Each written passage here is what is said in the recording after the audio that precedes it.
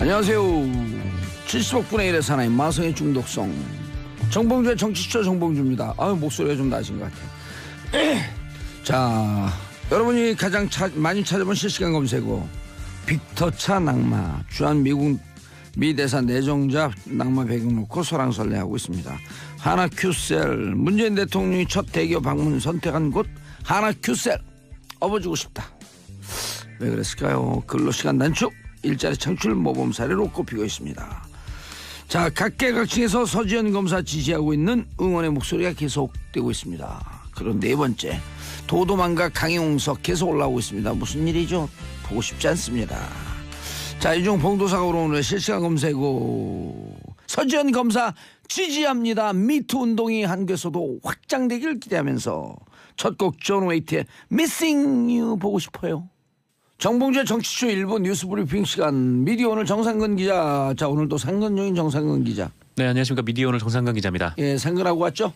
네, 늘 상근하고 있습니다. 예, 그래야지 월급 주죠. 네, 그렇죠. 자, 이선미님. 지금 버스 타고 서울 가고 있는데 판교 지나자마자 4중 추돌 사건이 있습니다. 버스 차선 플러스 추월 차선 총 2차선 막혀 있습니다. 경부 고속도로 상행선 쭉 지나가시는 분들 신경 바짝 쓰고 지금 출근 시간이 늦어지네요. 이렇게 되면. 네네. 출근 시간은 지났는데. 출근 시간이 지났는데 많이 막히나 보네요. 네, 많이 막히는 것 같아요. 큰일 났네 이거. 우리 PD 표현이에요. 큰일 났네 이거. 그냥 날마다 큰일 날 일만 생기는 거예요. 네. 큰 사고가 아니었으면 좋겠네요. 그러면 큰 사고 아니었죠. 네. 그리고 인생은 사고에 점철해요. 그럼 사고를 다 일상으로 받아들이면서 살아야죠. 샵1035 짧은 문자 50원 긴 문자 100원 문자 보내주시기 바라겠습니다. 정상근 기자님. 네. 자, 상근값을 하세요. 네, 첫 소식 전해드리겠습니다. 그 평창 동계올림픽을 일주일에 앞두고 북한 선수들이 강릉 선수촌에 입성을 했습니다.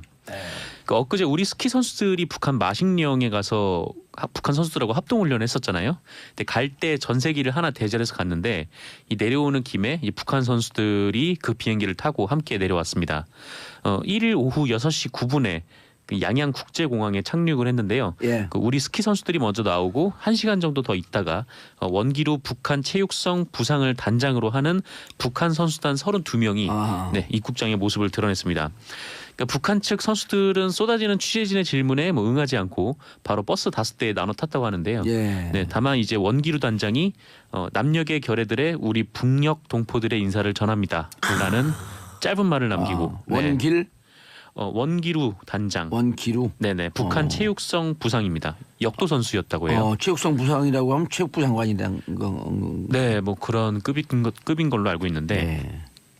그래서 이건 짧은 말을 남기고, 네, 북한 선수단은 이후에 강릉 선수촌에 입촌을 했고요. 예. 이 공식 입촌식은 8일에 진행한다고 합니다. 8일에 열병식과 함께 입촌식을 같이 진행하나 보죠. 그렇게 되네요. 평양에서는 열병식, 여기서는 입촌식. 네. 좀 둘 중에 하나만 있으면 좋겠는데 입촌식만. 입촌식만 했으면 좋겠긴 하죠. 그럼요. 왜 또 열병식을 해요? 물론 그 창군 기념일이라고 했나요? 네네. 건군절이라고 하죠. 네. 뭐 본인들은 안 할 수 없는 사정이 있겠지만 그래도 이럴 때는 좀 이런 걸 안 하면서 군사적 긴장을 좀 완화시키려고 하는 노력. 가급적 올림픽 기간에는 네, 올림픽 정신에 맞게. 아니요, 가급적 우리 살아있는 기간에는. 그렇죠. 그러면서 우리 후손까지 살아있는 기간에 네. 더 후손까지 살아있는 기간에 영원히 안 하는 거죠. 네, 그냥 좀 자유롭게 뭐 왔다 갔다도 하고. 그러면 자유롭게 서로 TV 보고. 네, 중국으로도 가고 뭐 그랬으면 좋겠는데 어쨌든 이 평창 동계올림픽 선수단은 내려왔고 이제 축하 공연을 할 북한 예술단이 5일에 네, 선발대가 내려오고요. 6일에는 본대가 내려옵니다. 8일과 11일에 강릉과 서울에서 공연을 가질 예정이고요. 공연 관람료는 무료입니다. 이 관람을 원하시는 분들은 2일 낮, 그러니까 오늘 낮 12시부터 그 내일 낮 12시까지 그 인터파크 티켓의 홈페이지에 가면은 네, 예매를 할 수 있다고 하고요. 무료인데 어떻게 예매를 해요? 그러니까 다 일종의 응모인 거죠. 응모를 하면 이제 정부가 뭐 연령대별로 이제 무작위 추첨을 해서 공연을 보실 분들을 뽑는다고 합니다. 봤으면 좋겠네. 네, 재밌을 것 같아요. 시간이 없기 때문에 우리 있는 곳에 갖고 공연을 또 했으면 좋겠어요. SBS 로베 와갖고. SBS에서요? 네, 우리 우리 거기 갈 시간 없어요. 바쁘거든요. SBS 로베 와갖고 해주면 우리가 기꺼이 봐주죠. 네, 그렇군요. 다음 소식 전할까요? 예. 네, 그 세월호 특별조사위원회 활동을 방해한 혐의로 김영석 전 해양수산부 장관과 그 윤학배 전 차관이 1일 구속됐습니다. 이미 3년 전에 예. 그 청와대 조윤선 정무수석하고 김재원 당시 새누리당 원내수석 부대표 그리고 해양수산부 고위 관계자 이렇게 셋이 만나서 이 세월호 특조위 방해 공작을 펼쳤고 그 위에는 이병기 전 청와대 비서실장이 총괄을 네. 했다. 뭐 이런 보도가 나온 바는 있잖아요. 그러니까 이와 관련해서 해수부 고위 관계자들이 먼저 구속이 된 것입니다. 예, 조윤선은 이미 구속이 됐고요. 그럼 네, 김재원만 조윤선은 이미 남았네요. 된 거. 예, 이병기 김재원 그리고 구속됐고요. 예, 이병기도 구속이 됐고요. 김재원만 남았는데요. 그렇죠. 검찰에 따르면 이들은 세월호 특조위 활동을 방해하기 위해서 그 해양수산부 직원들과 그 특조위 파견 공무원들에게 이 특조위 내부 상황과 활동 동향 네. 등을 확인해서 보고하라. 일종의 스파이 역할을 시킨 셈이죠. 이게 그때 지시를 미디어 했고요. 오늘 한겨레 경향 뭐 이런 나름 진보 언론에서 계속 의혹을 보도했던 거 아니에요. 네, 그렇죠. 결국 사실이었네 다 그게. 네, 그 특조위가 뭐 여야 추천 예. 네, 위원들이 들어가지 않았습니까? 근데 야당 추천 위원들은 계속해서 지금 정부가 계속 방해를 하고 예. 있다. 근데 이게 이제 방해를 한 거는 이미 사실로 드러난 거고 그렇죠. 이제 지금 이게 조직적으로 이루어졌다라는 정황들이 나오고 있는 네, 그런 상황인 거죠. 특조위도 또 가장 중요한 게 이제 특조위 활동 기간. 네네, 그 특조위법이 통과된 날로서부터 산정을 했잖아요 정부는. 그렇죠. 근데 그리고- 이제 특조위 쪽에서는 무슨 얘기냐. 사람도 좀 뽑아야 되고 예산도 좀 확정이 네. 되는 그 6월쯤에 6월서부터 6월 30일인가 그때부터 시작해야 되는 거로 해야 되는 거 아니냐. 근데 6개월도 확 줄여버렸고. 네. 그것도 아주 심각한 방해 활동 중에 하나. 그렇죠. 뭐 공무원들을 제때 파견하지 않았고 네. 또 파견을 한 공무원들이 일을 잘 하지 않았고 또 그 이게 종료 기간이라고 일방적으로 미리 그 선언했고. 공무원들을 빼버렸죠. 네, 그래서 사실상 뭐 제대로 된 조사가 이루어질 수도 없는 좀 그런 상황이었는데 이게 이제 조직적으로 이루어졌고 여기에 관여가 됐던 네, 그 김영석 전 해양수산부 장관과 윤학배 전 차관이 구속이 된 겁니다. 그리고 JTBC는 이 김 전 장관이 해양수산부에 근무할 당시에 그 청와대 내부 회의록을 입수해서 보도를 했는데요. 그 이에 따르면은 그 이병기 당시 비서실장이 그 안종범 당시 경제수석한 때 해수부를 시켜서 대통령이 7시간 행적을 조사하지 못하게 하라. 네, 라는 취지의 지시를 5번이나 반복해서 내렸다고 합니다. 그리고 이병기 전 실장은 그 조윤선 전 정무수석에게 그 기형적인 특조위를 폐지할 필요가 있다라면서 그 여당 그러니까 당시 새누리당과 논의를 해서 그 특조위 폐지를 추진하라 이런 지시를 내렸다고 하고요. 네. 그 우병우 전 민정수석에게는 그 세월호 참사를 알리려는 전교조 계획을 무력화시키라. 네, 이런 지시를 내렸다고도 합니다. 이제 김영석 전 장관이 구속이 됐으니까 뭐 세월호 은폐 의혹 수사도 속도를 낼 것으로 보입니다. 예. 하하, 참 어떻게 이런 일을 할 수가 있을까요? 그 자식 잃은 부모들 심정을 네. 단 한 번이라도 헤아리면 이렇게 못할 텐데. 그렇죠. 이게 구조에 실패를 해서 정말 예. 많은 아이들이 죽었는데 이렇게 조사 활동조차도 못하게 방해를 하려고 했다는 거죠. 네. 네. 닉슨 워터게이트 사건은 워터게이트 때 민주당 당사에다가 중앙당사에다 도청한 문제보다도 도청하지 않았다라고 하면서 이후에 계속 거짓말한 것 때문에 네. 결국은 탄핵 대상이 됐던 거 아니에요? 네, 맞습니다. 그러니까 사고야 좀 무능하고 부주의해서 사고가 날 수 있는 밖에 없는 상황이지만 그 이후에 그걸 철저히 조사해서 책임자 처벌하고 네. 다시 이런 거 발생하지 않도록 하고 가족들에게 죄송해하고 안전사고 나지 않도록 시스템 구축하고 네. 이런 거 하라 그런 거 아니에요? 그렇죠. 그래야지 나라지. 그렇죠. 근데 거기에 좀 넘어서 이 세월호 사건 같은 경우는 뭐 대통령이 7시간 동안 모습을 드러내지 않았다든지 아니면 뭐 해경이 뭐 적극적인 구조 활동을 하지 않았다든지 그럼에도 불구하고 언론에는 마치 대대적인 구조 활동이 일어나는 것처럼 보도됐다는지 정말 여러 가지 의혹들이 얽혀 있는 상황이어서 그리고 거기서 취재하지 않고 그냥 정부에서 그 부처에서 불러주는 대로 그냥 기사를 마치 그냥 조명탄을 밝히면서 수색하고 있는 것처럼 네. 그냥 불러준 대로 받아 적은 그 기자들 이른바 기레기들 네, 그렇죠. 아직도 날뛰어요. 네? 현성을 내려올 때 뭐 그 현성을 취재하는 신경 쓰느라고 밀양 화재를 진압하지 못했다는 그 거기다 왜 연결을 시키냐고. 아, 그거는 말이 안 되는 얘기죠. 네. 아 기레기들 진짜 아침부터 아침부터. 기레기 명단 제출하세요. 아, 저요? 정상근 네. 기자 맞죠? 여긴 기레기 아니죠. 아, 저는 뭐 평가는 뭐 대중들이 해주시는 거니까요. 뭐 기레기 명단 제가- 제출하세요 오늘서부터. 아, 오늘부터 적어야 되겠네요. 그러면 예. 정상근 이렇게 적지 말고 정상근의 200명 막 이렇게. 정상근 왜 199명 신고합니다. 기레기 정상근 왜 199명 기레기로 명 받아서 신고합니다. 네. 어제 우리 아들이 그러더라고요. 아 군대 가셨죠? 의경이요. 아 의경 갔어요. 코너링이 예. 안 좋아서 좋은데 배치 못 받을 것 같아요. 아 벌써 전화가 왔나요? 아니 어제 우리 면회 갔죠. 아 면회를 벌써 가셨어요? 어제 이제 그 수료식 끝났으니까. 아. 그래서 제가 그 트윗에 올렸죠. 내가 우병우처럼 잘나진 않았지만 네. 당신처럼 특혜나 특권 이런 거 안 가르쳤다. 우리 아들 공부 비록 잘 못하지만 특혜 누리려면서 세상 안 산다. 아 그렇죠. 예. 깔끔하게 갔다 오는 게 낫죠. 우병우 네. 간 김에 푹 써갖고 와라. 자, 왜요? 저 소문 모타를 계속 돌리나 밖에서 왜 저래요? 글쎄요. 다음 소식 전해달라는 말씀. 넘어가라고. 넘어가라고. 네.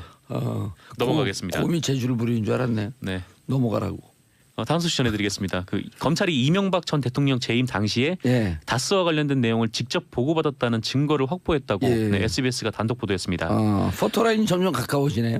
그렇죠. 이제 거의 뭐 이미 뭐 눈앞에 와 있다라고 볼 수 있겠어요. 예. 올림픽이 끝나지 않고 네, 이 축제가 영원하길 바라는 사람 중에 한 분일 것 같은데. 모든 쇼트랙이든 빙상 이든 어디에 딱 쓰잖아요. 네. 선수들이 어디에 쓰죠? 스타트 라인. 스타트 라인. 네. 우리 그걸 포토 라인이라고 부르죠. 네. 이제 거기서 이제 출발과 함께 출발 네. 무상급 시가요. 돌이킬 수 없는 어쨌든 그런 상황인데 이 검찰 관계자는 SBS 측에 뭐 정확한 정보를 바탕으로 그 이 전 대통령 측에 급소를 찔렀다라는 표현을 썼어요. 오. 그러니까 박근혜 전 대통령의 이 태블릿 PC 같은 뭔가 스모킹건을 발견했다. 네. 결정적 단서. 네, 결정적 단서를 발견했다는 거죠. 뭐 그만큼 혐의 입증에 자신이 있다라는 건데. 이건 아까 이거는 이제 그 전에 압수수색을 했을 때 예. 나왔던 자료인 것으로 보이고요. 여기에는 다스뿐 아니라 네, 금강 등 다스 관련 회사들의 현안도 이명박 전 대통령에게 보고해야 한다는 그런 내용이 담긴 청와대 문건도 포함되어 있다고 합니다. 금강이요? 네, 금강. 금강이 뭐죠? 다스와 관련된 회사인데. 네네. 맞아요. 협력업체인가요? 협력업체. 예.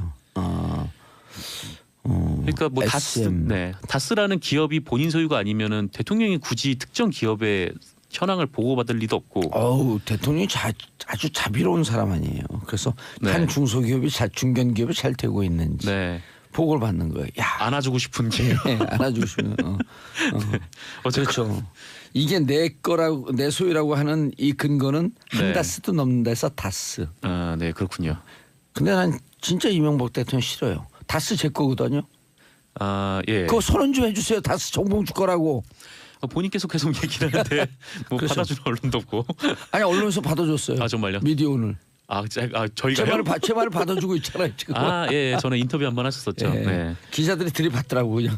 네, 저희 뭐 그렇습니다. 다스는 제 겁니다. 네, 돌려주세요. 축하드립니다. 다스를 돌려다오. 맥락을 못 찍겠어요, 진짜 여기서. 자, 네. MB 영포 빌딩 압수수색 반발? 네. 검찰의 압수수색을 반발해요? 네, 그렇습니다. 왜요?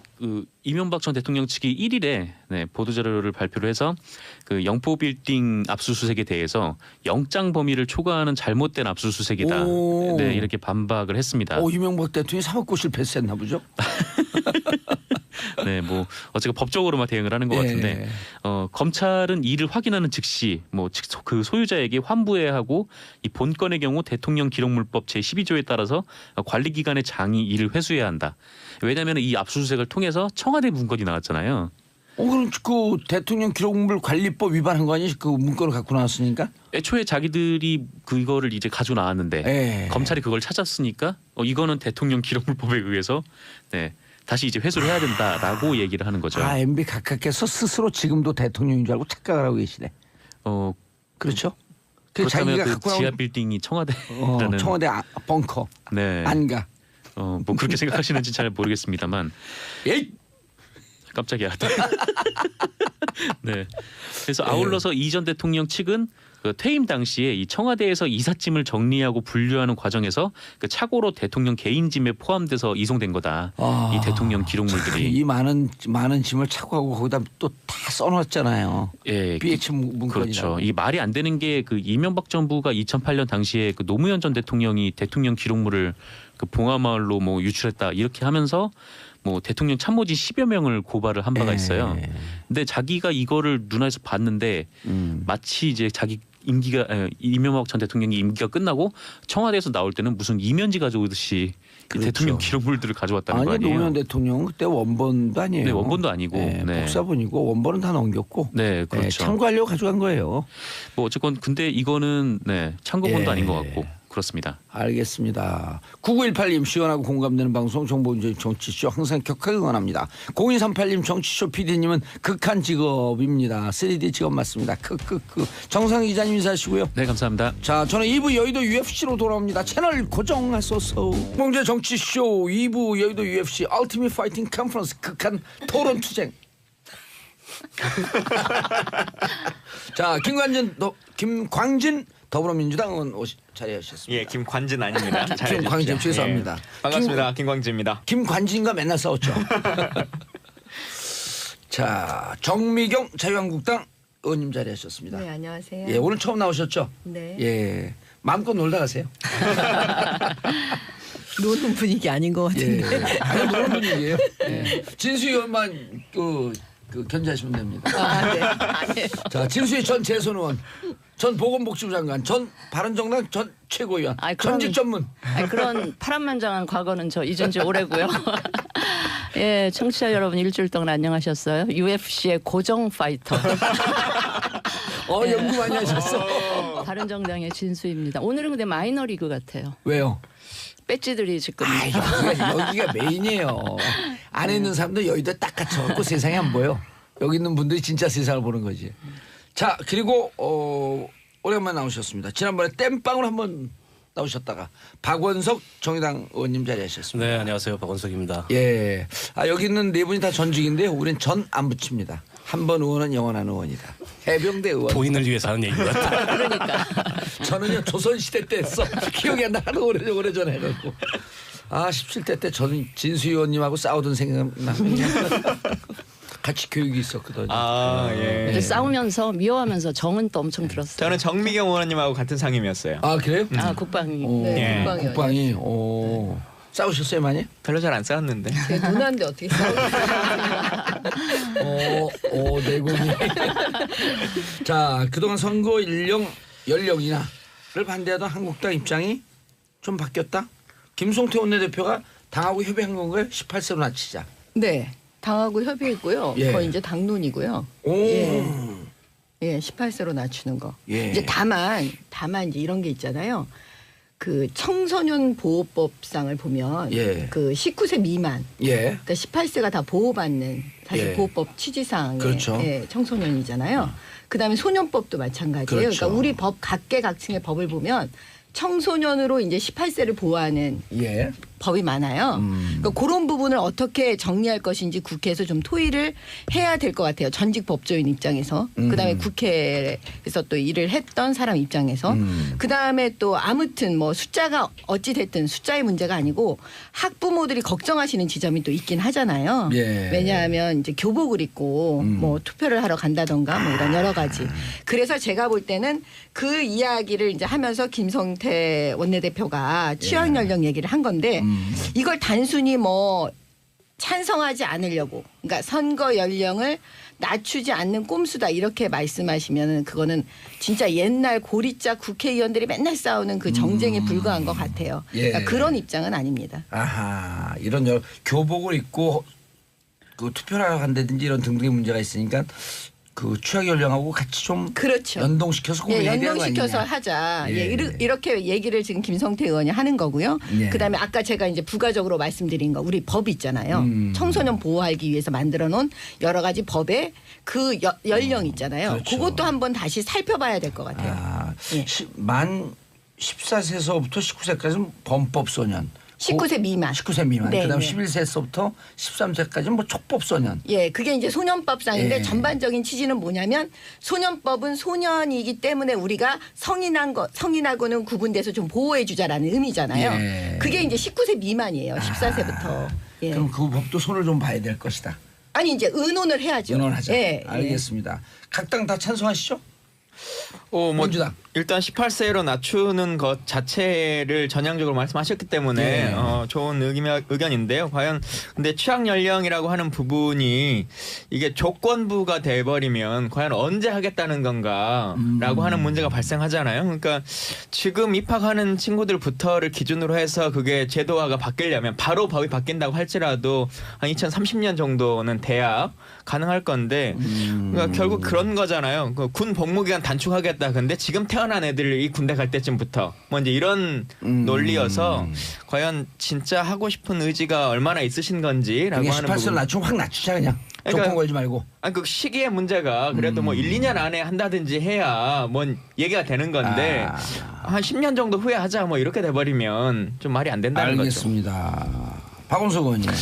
이게 사실 굉장히 오랫동안 의제가 되었던 문제잖아요. 예. 미연 소송도 여러 건 나왔었고 결국에 이제 국회에서 입법적인 해결밖에 지금 방법이 없는데 자유한국당이 어쨌든 당론으로 18세로 인하하는 문제에 대해서 과거에 비해서 이제 전향적인 입장이 됐기 때문에 환영합니다. 다만 김성태 그 원내대표께서 얘기하신 이 취약 연령 문제는 실은 이 선거 연령 인하보다 더 큰 많은 쟁점들을 내포하고 있어요. 뿐만 아니라 좀 전에 이제 김광진 의원이 지적하셨듯이 이게 입학 기준으로 이렇게 바꾸자 그러면 2032년 총선에야 실제 적용이 가능하기 때문에 그런 거라면 그건 이제 하나만한 얘기 하는 거고 어찌됐든 이제 한 발 다가왔기 때문에 국회에서 아까 우리 그 정미경 의원님도 말씀하셨듯이 토론을 통해서 빠른 시일 내에 이 문제에 대한 결론에 이르렀으면 좋겠고요.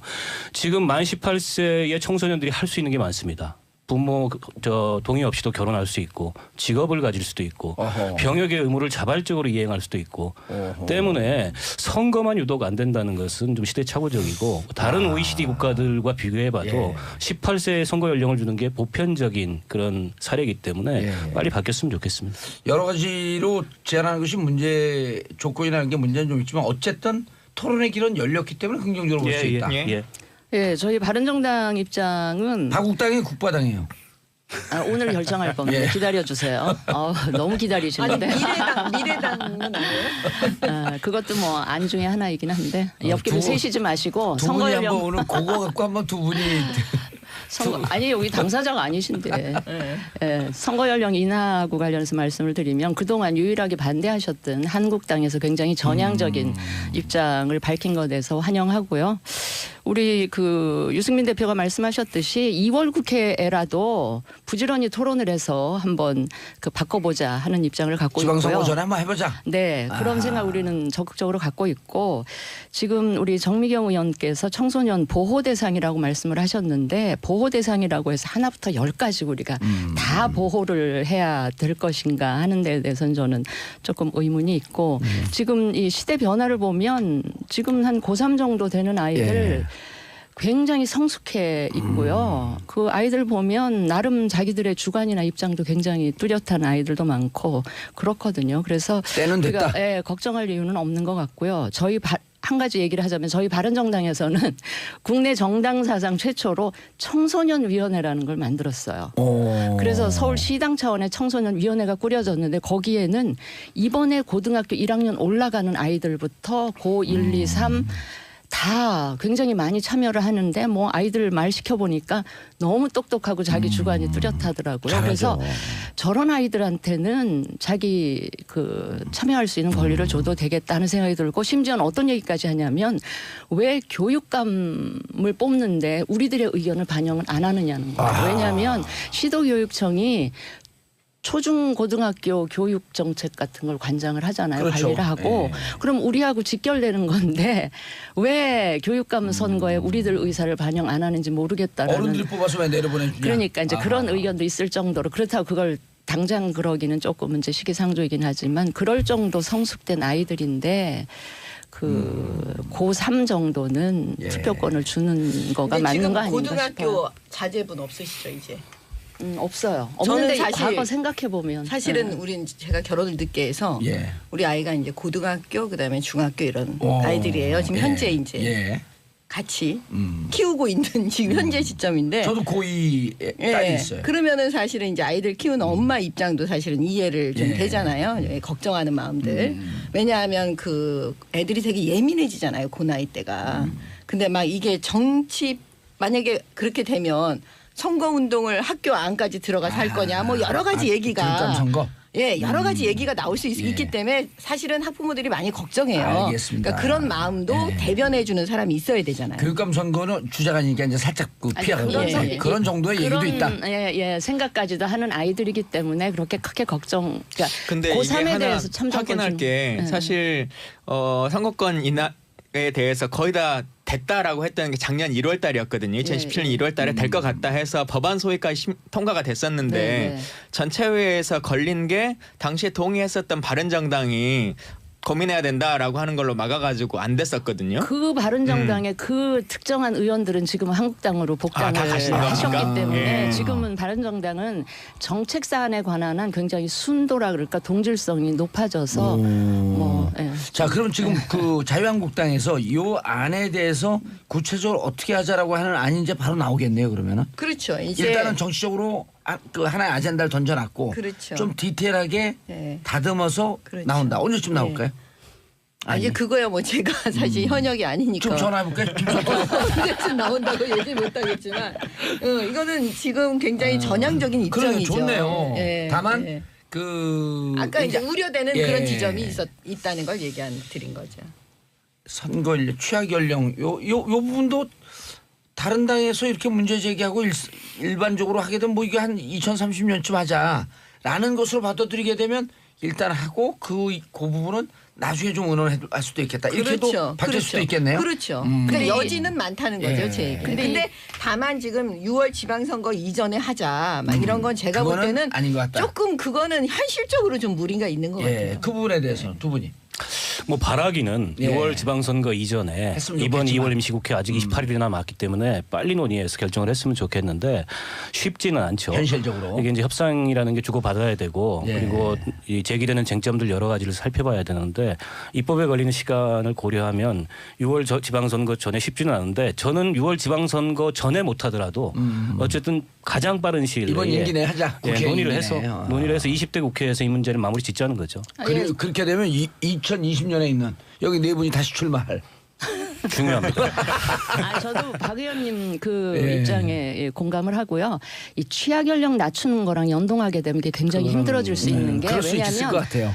제가 언제인지 정확하게 기억은 안 되는데 한 수년 전에 취약 연령을 만 5세로 한번 낮추는 시도를 했던 적이 있어요.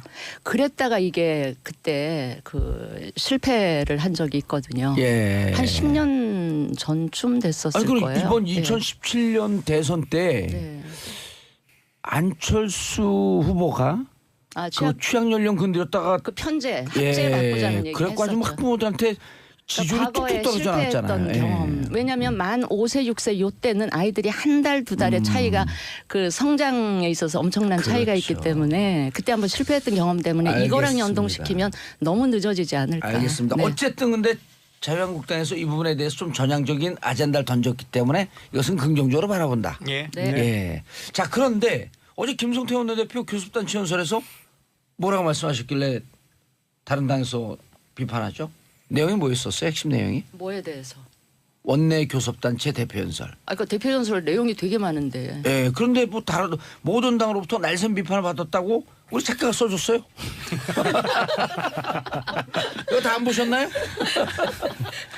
아니 못 봤어요. 없어요 우리는. 그러니까 사실 사안의 문제를 떠나서 그러니까 두루뭉실하게로도 비판할 수밖에 없는 구조인 것 같아요. 그러니까 예를 들면 전체적인 것 중에 이러이러한 내용들은 조금 어긋나는 거 아니냐라고 논쟁하는 게 정상적인데 어제 연설은 저도 다 풀로 읽어봤는데 그 하나하나의 사안을 가지고 논쟁할 만한 수준까지가 좀 못 가는 느낌. 그러니까 전체적으로도 이게 조율된 제1야당의 원내대표의 알겠습니다. 발언이 맞으신가라고 할 알겠습니다. 정도의 느낌이었어요. 아니 여기서는 그런 게 아니고 다 국회에 있어 보셨잖아요. 야당 원내 대표가 연설을 했을 때 예. 국회에서 다른 당에서 좋다고 얘기한 거 들어보신 적 있으세요? 없어요. 예. 예. 대부분은 그냥 일단은 지르고 봐. 예, 지르고 보잖아요. 아니 근데 그러니까 그 그런 문제의 의미인 수준을 거지. 훨씬 넘어서는 상황이라는 것을 아마 그렇지는 인정하실 것 않고요. 같은데. 과거에 그 아니 이렇게 새누리당 이렇게 전향적인 얘기도 했는데. 아니 그럼 과거에 칭찬을 새누리당 해줘야지. 원내대표를 유승민 의원이 하실 때 예. 그때 그 격찬을 받았었죠. 물론 이제 여당이었고 여당 원내대표의 연설이지만 여당 원내대표의 연설은 더 사실은 비판을 많이 받지 않습니까? 당내에서 비판을 많이 했어요. 당내에서 받았죠. 근데 야당으로부터는 굉장한 찬사를 받았기 때문에 꼭 상대당 박근혜 원내대표의 대통령과 각을 세우니까 상대당 그런 원내대표 거고. 연설에 대해서 비판적이지만은 않은데 어제 저도 이제 전문을 다 읽어봤는데 제1야당 그 원내 의석이 117석 정도 되는 제1야당의 원내대표의 교섭단체 대표 연설이면 현안에 대한 무게 있는 해법을 담든가 아니면 미래지향적인 의제를 제시하든가 이런 게 좀 있어야 되는데 대체로는 이 문재인 정부에 대해서 날선 비판 위주로만 그것도 사실은 비판의 심도가 그렇게 있거나 여당으로 하여금 한 번쯤 되돌아보게 만드는 그런 비판이 아니었다는 점에서 좀 아쉬운 거죠. 진수 의원님 보셨어요? 예예. 아니 아니 정미경 의원님만 안 보셨네. 아니. 아니 봤죠. 저도 그걸 전체를 예. 다 볼 만큼 인내심이 강하지는 않았는데 이게 좀 거의 제가 볼 때 4대 1의 싸움. 4대 1의 싸움이기 때문에. 근데 왜 야당이라는 건 영어로 하면 어포짓 파티 그래갖고 그렇죠. 반대를 하는 게 원래 본질인 그 건데 어퍼지스도 우리말에서 온 거야? 아니, 온 거예요? 엎어진다 그래갖고. 그렇게 반대할 수 있는 권리와 자격을 갖춘 게 이제 야당인데 그렇다 해도 이제 비판은 늘 듣던 얘기라서 조금은 식상했고요. 그러면 좀 조금은 대안을 그다음에 집권 경험을 가졌던 야당이기 때문에 조금은 국민들이 귀에 솔깃한 좀 대안이 나왔었으면 했는데 그 부분에 대해서는 엄청 실망을 많이 했고 그리고 제 귀에 거슬렸던 아니죠. 대안은 것들은 이미 나왔죠. 왜냐하면 비판 속에 예를 들어서 한미동맹 잘해라 이런 얘기잖아요. 그게 잘해라. 아니 문제는 지금 현재 대안이라는 건 지금 잘 보세요. 진단을 잘못하면 대안을 아무리 만들어봤자 소용없어요. 그러니까 진단을 잘해야 사실은 어느 정도 대안이 나오는 거예요. 근데 우리가 솔직해질 필요가 있는 게 과연 대안을 제대로 낼 수 있는 거의 핵심은 진단인데 진단을 지금 정부가 잘하고 있냐. 예를 들어 최저임금.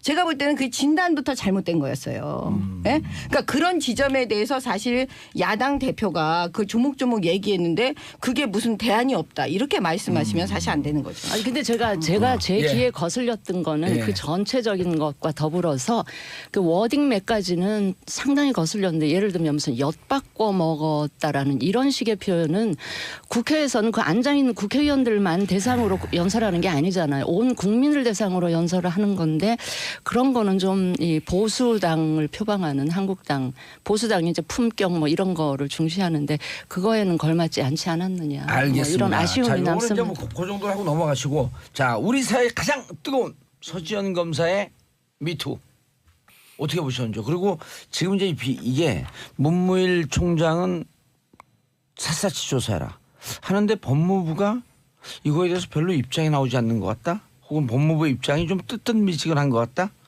왜냐하면 검찰청이라고 하는 것은 법무부의 청이거든요. 사실은 법무부의 정치적 입장이라고 하는 게 훨씬 더 중요할 수 있죠. 어떻게 보셨어요? 일단 뭐 관련한 조사 TF를 구성한다라고 했으니까 그 조사 결과들을 좀 지켜봐야 될 것 같고 또 그 상황 안에서 이분이 이제 29페이지 정도의 글을 쭉 올리신 거지 않습니까? 그 내용에 보면 이제 본인 이야기뿐만 아니라 본인이 100% 실화다라고 하는 내용을 가지고 소설처럼 쓰셨는데 그 안에 진짜 다양한 이야기들이 담겨져 있어요. 근데 너무 많더라고요. 예, 그 하나하나의 사안들을 좀 확인해서 잘못된 사람들을 좀 명확하게 처벌하는 것이 필요하겠다. 그러니까 우리 사회는 그냥 가해자들이 훨씬 더 승승장구하고 피해자들은 말 못하고 8년간을 억제해 있었던 이 상황들이 딱 그대로 존재하는 거지 않습니까? 그래서 잘못이 있었던 사람들에 대한 명확한 처벌 그리고 사실 확인 이런 것들이 빨리 선행됐으면 좋겠습니다. 예. 그런데 지금 이제 그 안택은 전 검찰국장 그분은 이제 뭐 나왔어요. 그리고 입장도 수리채서 잘 기억이 안 난다. 그래서 살짝 꼬랑지를 뺐는데 이제 이거는 주위에서 본 사람이 하도 많으니까 그러면서 교회 다니면서 간증하고 다니시더라고요. 그것 때문에 사람들이 더 화가 났죠. 자, 그런데 이제 안태근 검찰국장은 현재 면직 상태. 이렇게 해도 내부 감찰이 아니라 현재는 내부 감찰 수준 아닌가요? 어떻게 돼 있나요? 지금 안태근은 현재는 지금 그 검사가 아니잖아요. 예. 면직이 그러니까 아니죠. 현재 지금 어떻게 징계를 할 수가 없는 거죠. 예, 이게 다 지나간 거. 그다음에 예. 처벌을 하는 게 제일 좋은데 예. 공소시효가 지났잖아요. 아, 그러니까 그런 지금 아마 법무부에서 예. 처음에 이런 부분에 대해서 검토를 했을 거예요. 예. 근데 수단이 별로 없으니까 아마 이걸 어떻게 해야 근데 되나 고민하고 2014 있어요. 년 인사상의 불이익을 직권남용. 주고 하고 오. 직권남용죄로는 처벌할 수 있다고 어제 조희진 검사인가가 예. 근데 이제 그거를 가능성을. 저는 사실 제가 검사를 해봤잖아요. 예. 그 인사상의 불이익이라는 게 그 다 인사상의 검증이 잘 안 되죠. 불이익을 다 받았다 그래요. 아. 예를 들어서 본인이 원하는데 다 본인이 어디를 원하냐면 법무부 가고 싶어 하죠. 예, 대검에 예, 가고 싶지 국회도 하죠. 파견되고 싶어 그다음에 하죠. 다 파견하고 싶어 예. 하죠. 이래요. 그러니까 그런데 안 간 사람들은 다 인사상 불이익을 예. 입었다고 본인들이 생각을 하는 성적은 거죠. 나와 있지만 이것은 실질 아니 성적이보다 검사들의 성적을 매길 수가 없어요. 사실 뭐 그 수많은 사건들을 예. 어떻게 정답이 나오는 게 아닐까요? 그래서 인사상의 불이익도 사실은 파고 들어가 보면 되게 확인하기가 어려울 거예요. 어려울 거다. 현실적인 얘기를 제가 말씀드리는 거죠. 예, 어떻게 보세요? 뭐 그런 점이 있으리라고 보고요. 예. 그런데 쉽지 않을 것 같아요, 어쨌든, 진짜로. 예, 본인이 8년이 지난 이 시점에 저희 TBC에 나와서 얘기하는 걸 다 보셨잖아요. 그 동안에 이게 이제 가슴속에 얼마나 그 억울함을 쌓아놓고 살았으면 저렇게 얘기를 할까 싶을 정도의 그런 느낌을 받았는데 저는 지금 상황이 매우 실망스러운 게 일종의 아주 전형적인 2차 가해들이 나타나고 있습니다. 예. 이게 이제 성폭력 범죄를 공개를 하게 되면 피해자의 처지나 입장을 이해하는 쪽에 서는 게 아니고 그럴만 하니까 그랬겠지. 내지는 본인이 어쨌든 그 뭐가 문제, 업무 원인 제공 능력이나 아니야? 예. 이런 게 낮았기 때문에 저렇게 불이익을 당한 걸 가지고 이제 와가지고 엉뚱하게 조직에 그 책임을 돌리고 있다. 예. 이런 식의 얘기들이 소위 이제 검찰 내 엘리트 검사들 사이에서 지금 퍼지고 있는 이 상황이 굉장히 유감스럽고 또 한 가지는 이제 법무부의 태도인데요. 법무부의 일성이 이거였습니다. 이 성추행 관련된 부분은 8년이나 지나가지고 이 당사자들이 다 퇴직됐기 때문에 규명되기가 어렵고 인사상 불이익은 없었다. 이 한마디였어요. 처음에 이게 이제 외부로 공론화됐을 때 법무부에서 나온 입장이. 정치 조사도 안 되는 네. 상황인데. 그리고 작년에 박상기 법무부 장관한테 이메일을 보내서 이 진상 규명을 요구를 하고 인사상 불이익에 대한 조사를 요구를 했는데 법무부 장관이 지시를 했지만 그 뒤에 아무런 일이 일어나지 않았다. 면담을 당사자하고 법무부 관계자가 면담을 하긴 했지만 이 상황도 굉장히 실망스러운 상황입니다. 결과적으로 검찰 내부든 법무부 내부에서 이 사건을 굉장히 가볍게 보고 있었다는 거예요. 지금 이 조희진 검사장을 단장으로 하는 진상조사단이 구성이 됐지만 예. 국민들 눈에는 과거의 많은 검찰 관련 사건들에서 검찰이 보여줬던 태도들을 기억하지 않습니까? 자기 내부 문제 철저하지 못해요. 때문에 그런 내부 진상조사단이 과연 이 사건의 본질에 제대로 접근해서 제대로 이런 일이 일어나지 않도록 할 수 있겠느냐, 그런 조사 결과 낼 수 있겠느냐, 굉장히 회의적입니다. 아니, 예, 근데 그래서 이거는 저희 바른정당에서는 예. 그 셀프 수사, 셀프 조사 이런 거 우리 믿을 수 없다. 아무리 여성 검사들로 구성이 된다고 하고 외부에서 예. 참여한다고 해도 이거는 그 곤란하다. 그래서 예. 사실을 처음부터 특별 검사로 예. 하여금 이거를 수사하게끔 해야 된다라는 입장이거든요. 김수현님, 예. 광고 듣고 넘어가면 안 아 예. 예. 아, 자, 광고 듣고 돌아오겠습니다. 3부 돌아오겠습니다. 채널 고정하소서.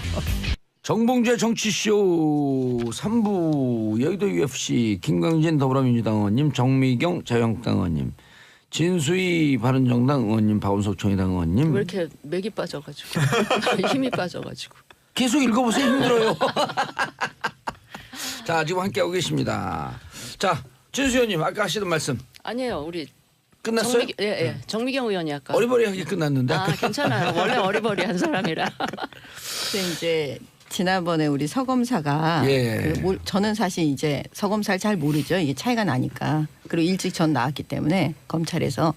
근데 이제 그 방송에 나와서 하는 얘기를 제가 봤어요. 그래서 이제 저도 한 이틀 정도에 이제 정리를 좀 해봤어요. 왜냐하면 제가 검사가 됐을 때는 그때 그렇게 여자 검사가 숫자가 많지 않을 때였어요. 그래서 대부분의 그 여성에 관한 피해 사건, 여성 피해자인 사건, 뭐 성폭력, 뭐 성추행 이런 여러 가지, 그다음에 아동학대 피해자 이런 사건들을 대부분 여검사들이 전담으로 처리할 수밖에 없는 상황이었어요. 그래서 제가 볼 때는 8년 전이면 서 검사가 더 어렸을 테고 더군다나 법무부 장관이 있는 자리에서 그런 일을 당했을 때 아마 어떻게 해야 할지 몰랐을 것 같아요. 예. 제가 봐도. 예. 그렇지만 뭐 그 전 여러 가지 상황을 보니까 예. 아 잊어야지 아마 이런 생각도 했을 것 같아요. 그런데 잊지 못할 수밖에 없었던 게 뭐냐면 이게 그 여성이긴 하지만 또 검사잖아요. 예. 그러면 대부분 또 그 성폭력, 성추행, 성희롱 사건을 본인이 다루어야 된단 말이에요. 그러면 여성 피해자들의 억울한 얘기를 본인이 들을 거예요. 그다음에 또 해결해 주려고 노력을 하겠죠. 그렇죠? 그러면서 그 자기 자신에 대한 무력감도 느꼈을 거예요.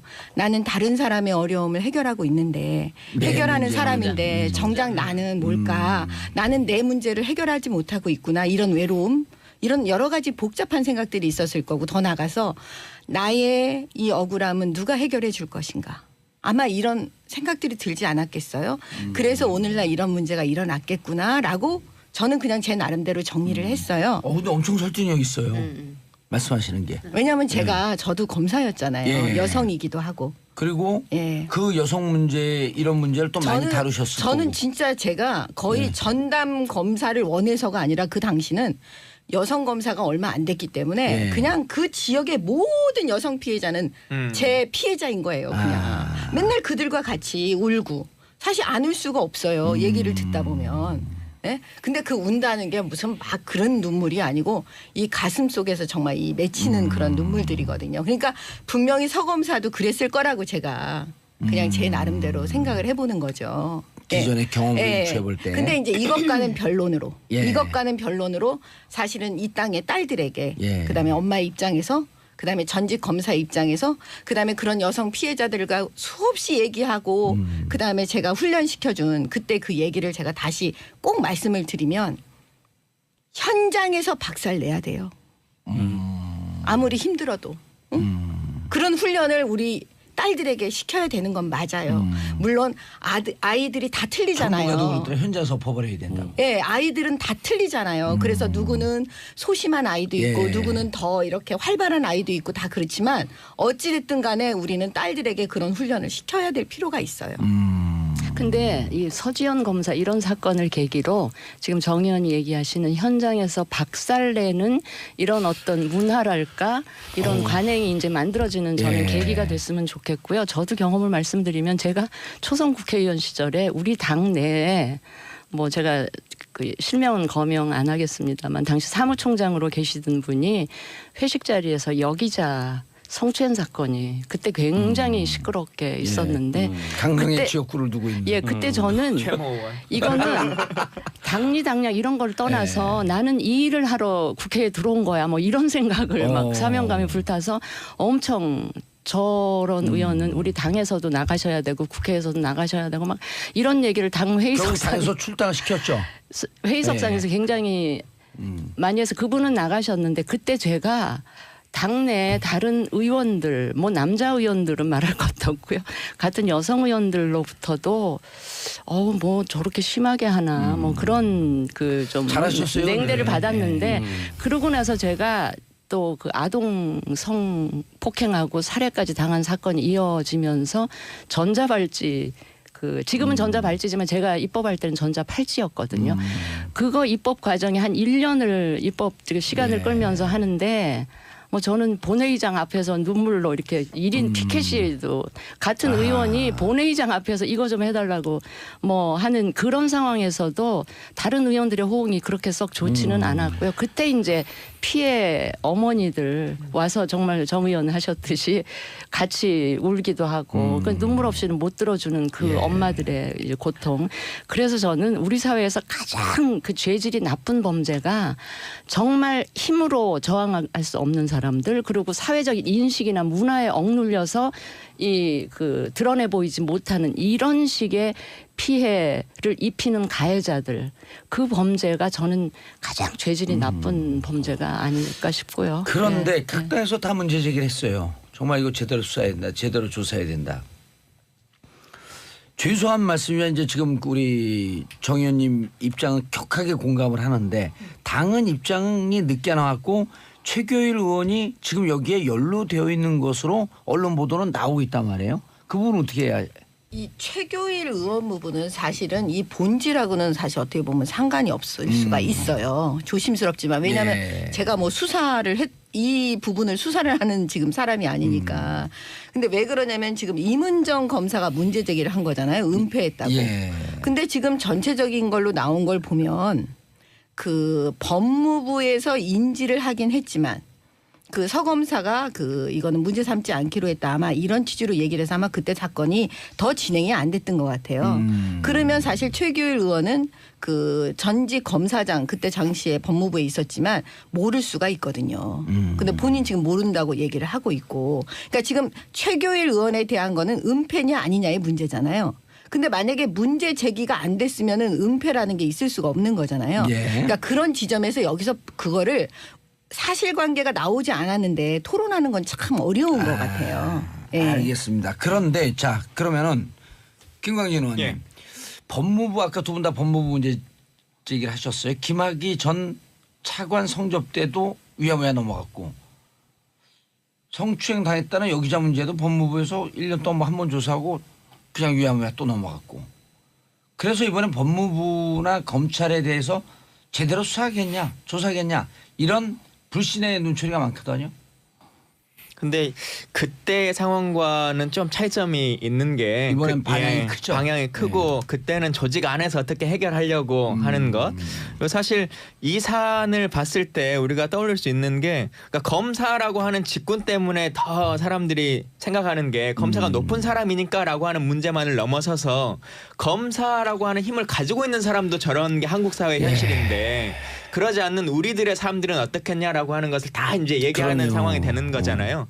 그리고 만약에 이게 검사와 뭐 변호사와의 관계나 검사와 어떤 직장 다른 사람과의 관계였으면 바로 문제가 해결되거나 이슈화가 됐겠죠. 검사들 가만히 있지 않았을 텐데 내부 고발의 문제니까 고발. 해결되지 않는다라고 하는 것에 대한 공감이 있는 거잖아요. 근데 이제는 그런 것들도 아까 말씀하신 것처럼 다 이제 미투 운동 등을 통해서 공개하자라고 예. 하는 걸로 좀 바뀌어 나갈 것 같고 그래서 법무부도 예전처럼 왜 우리 조직을 가지고 그러냐라고 하는 걸로 무마할 수는 없을 거다. 오후에 뭐 예. 법무부 장관이 나름대로 입장 발표를 한다고 예. 하니까 강한 의지들을 좀 지켜볼 수 있을 것 같고요. 비단 이게 법무부만의 문제라기보다 뭐 전하 의원님도 국방위원회에 있었습니다만 군인이라고 하는 것도 남성 중심의 큰 거대 조직에 여성이 이제 신규로 들어가고 막 하는 일들이 얼마나 많습니까? 많잖아요, 그래서 문제가. 그런 것들도 이제 하나하나 우리 사회에 그래왔던 것들 그것이 꼭 옳은 것이 아니다라고 하는 것들에 대한 반향이 하나하나 터져 나오지 않을까 싶어요. 자 지금 우리 댓글 예. 주신 분 중에 김주영님이 검사도 8년 걸렸다는데 비정규직 알바들 이른바 우리 사회 을이 지에 있는 분들 문제 제기 못해요. 제도적 안전장치 마련하고 엄벌에 처하고 2차 피해 예방되도록 하는 게 급선무입니다. 자 정미경 의원님 진수 의원님 또 두 분이 이 문제에 대해서 그 감성이나 이런 그 공감도가 누구보다도 높기 때문에 이런 좀 제도적으로 어떻게 해야 될지 그런 얘기를 좀 해주시는 게 지금 이 사건의 예. 문제는 뭐냐면은 현실적으로 가해자를 처벌할 수 없다는 거예요. 왜냐하면 공소시효가 지났잖아요. 그다음에 이 사람이 현직 검사가 아니니까 징계도 못 하잖아요. 그렇죠. 시효도 다 지났고. 그래서 가장 핵심은 지금 엄벌에 처하라. 국민들은 예. 이렇게 얘기하지만 엄벌에 처할 수 있는 방법이 없는 거예요. 그러려면 사실은 이것도 이제 우리 사회에 또 화두를 하나 던져야 되는 건데 국회에서 해야 될 일이기도 하고 보세요. 성범죄에 대해서 전반에 대해서 아예 공소시효를 없애버리자. 그거를 찬성할 것이냐. 이런 부분에 대한 사실을 논의를 해야 되는 거죠. 예, 왜냐하면 여기까지는 얘기가 좀 나왔었죠. 아동 성범죄에 대해서 공소시효 없애자. 예. 그건 또 일부 공소시효 없앤 것도 있어요. 뭐 예. 친족 간에 뭐 이런 예외적으로. 근데 이거를 전반적으로 다 할 것이냐. 지금 이 부분이 딱 거기에 걸리는 지점이에요. 진수 의원님. 근데 이게 성폭력 즉 그 성폭행, 예. 강간 뭐 이 정도 수준의 이른 범죄에 대해서는 뭐 공소시효 없애는 문제는 다 얘기가 되고 있는데 정작 더 숫자 많은 수의 여성을 괴롭히고 있는 거는 이 직장 내 성희롱 문제거든요. 성희롱 성추행. 예, 그런 문제인데 이거는 참 제도나 법으로 미치지 못하는 부분들이 너무 많다 보니까 그러니까 제도나 법적으로도 접근을 하고 결국은 이 문화적으로 이 그 성평등한 그 양성이 공존하는 양성평등한. 그다음에 여성을 성적인 대상이 아닌 걸로 인식하는 이런 게 아주 광범위하고 시간은 좀 걸리겠지만 이런 게 꾸준히 그 지속되는 이 문화운동이 같이 가져야 효과가 있지 그런 않을까 면에서 싶어요. 예. 지금 이제 연쇄적으로 나오고 있는 좀 미투 운동의 의미가 굉장히 크다고 생각을 그렇죠. 하고요. 네. 다만 이제 우리 사회가 저런 운동을 이제 어떻게 받아들이느냐 이 굉장히 중요한 것 같아요. 특히 이제 검찰처럼 남성 중심의 굉장히 폐쇄적이고 위계적인 이런 조직 문화를 갖고 있는 조직 내에서 이른바 이제 갑질 성범죄가 많이 일어나지 않습니까? 좀 전에 그 의견 주신 분도 비정규직은 문제 제기도 못한다. 잘릴까봐 못하는 거 아니에요. 문제가 없어서 못하는 게 아니고. 그리고 이 서지현 검사 사건도 보면 당시에 수많은 목격자들이 있었어요. 당사자가 그런 그 위계 구조에 눌려서 뭔가 그 상황에서 당황해서 대응을 못할 때 그 수많은 목격자들은 뭘 했냐는 거죠. 그중에 한 사람이라도 그 상황에 개입을 했다면 저 문제는 좀 더 일찍 공론화되거나 좀 더 일찍 가해자로부터 사과를 받거나 조직 내에서 공식적으로 문제 해결이 됐을 거예요. 근데 그 자리에서 다 외면했고 못 본 척했고 이게 지금 어떻게 보면 이런 조직 내에서 그런 성범죄들이 은폐되고 계속 반복되는 그런 원인이 된다는 거죠. 그런 면에서 차제 저는 좀 이번에 특히 이제 검찰이라는 굉장히 폐쇄적인 조직 내에서 일어나는 문제가 어떻게 해결되는지가 이후에 직장 내 이런 문제들에 있어서 굉장히 중요한 시금석이 될 거라고 보는 겁니다. 알겠습니다. 제가 웃기는 얘기가 지금 한 말씀만 웃기는 드릴게요. 얘기하면은 아니 남성들만 있던 조직에서는 그런 일이 없었어요. 그러다가 남성들 위주의 조직에 여성들이 조금씩 들어가기 시작하면서 검사 조직이 대표적인 그렇죠. 이제 이런 사건들이 생겼는데 저는 여기서 여성들이 조금만 더 숫자적으로 뭐 30% 내지 절반 정도만 들어가면 이 문화도 굉장히 바뀌면서 현장에서 엎어버리는 이 그 용기 있는 행동들도 많이 나타나면서 이게 사라지는 방향으로 갔지 않을까 그런 생각도 해봤습니다. 이미 검찰 조직에도 여성 검사들이 무척 많아졌죠. 지금 한 이제는 30% 정도 예. 되었습니다. 판사는 더 많죠. 역전됐다는 거 아닌가요? 네, 네 맞습니다. 그래서 조금 더 들어갈 필요가 있다. 예. 근데 그래도 없어지진 않을 거예요. 없어지도 왜냐하면 해죠. 남성들이 예. 남성들이 바뀌어야 되는데 제가 볼 때는 그 우리나라 술 문화 있죠. 예. 그러니까 술에 대해서 너무 관대해요. 우리나라 술 문화 다 검사 문화에서 나왔어요. 아니 그거를 그러면 따라하면 안 되죠. 그렇죠. 맞아, 따라하는 우리도 반성해야 돼. 근데 술에 대한 관대함도 이제 조금씩 바뀌는 것 같기는 해요. 아니 이제 예. 요즘 숫자석에서 안 먹겠다는 사람 억지로 주는 이런 주는 강요하는 거는 문화도 많이 없어졌죠. 그러니까 우리 같은 사람도 불편해요. 혼자 많이 먹으니까. 다른 사람들 먹는 술 우리가 다 먹어야 되니까. 자, 알겠습니다. 어쨌든 이 서지현 검사 미투 운동에 박수를 보냅니다. 자, 부수연님 이런 견해도 있네요. 엄벌 전에 진정한 사과도 있어야 합니다. 여기에 더 불을 확 찔른 게 이제 그 안태근 검사의 그 안수기도 이 동영상에 돌면서 확 화가 나게 만든 거죠, 사람들. 자, 코피 전략. 코피 하나는 유엔 사무총장이었었는데 코피 전략은 뭐죠? 빅토르차 내정 철회됐다? 두 분 국방 출신 아니에요? 코피 전략이 뭔가요? 이거 좀 설명 좀 해주시고. 예, 그러니까 주한미군 그 대사로 미국 대사로 내정됐다. 그리고 아그레만까지 받았던 사람이 내정이 철회돼서 도대체 왜 철회된 거냐라고 하는 궁금증 때문에 나온 건데요.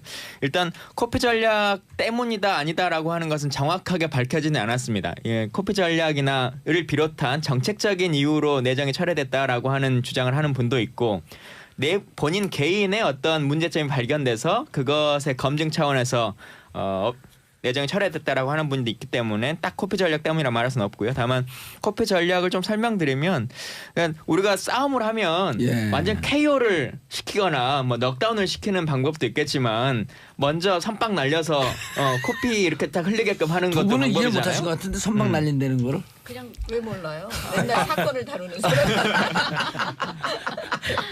예, 그렇죠. 그래서 완전한 전면전까지 전쟁이 가지 않더라도 상대의 주요한 어떠한 공격을 타격해서 기선제압을 하기 위한 선공격. 예, 그래서 그 선제 공격의 작전 개념이 이제 코피 전략이라고 보는 건데요. 그러니까 북한을 기준으로 하면 북한의 지휘부나 뭐 이 핵시설 이런 것만 거점 타격을 먼저 하자라고 하는 것이 이제 코피 전략이죠.